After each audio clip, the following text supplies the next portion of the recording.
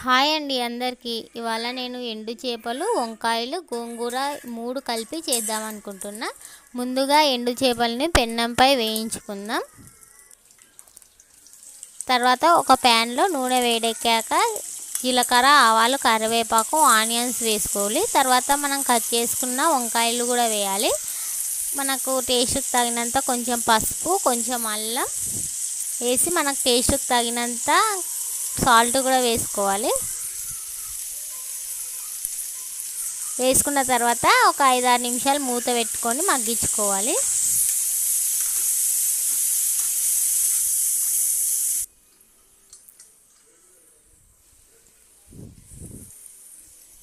చూడండి, ఇలా మగ్గిన తర్వాత మనకు టేస్ట్కి తగినంత కారం వేసుకుందాం.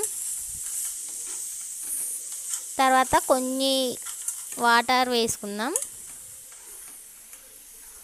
ఇలా వాటర్ వేసుకున్న తర్వాత గోంగూర కూడా వేసుకుందాం.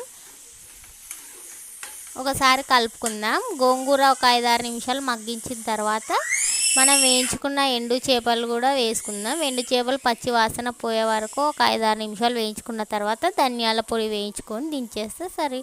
మీరు నా ఛానల్ కొత్తగా చూసినట్టయితే ప్లీజ్ సబ్స్క్రైబ్ చేసుకోండి. Thanks for watching.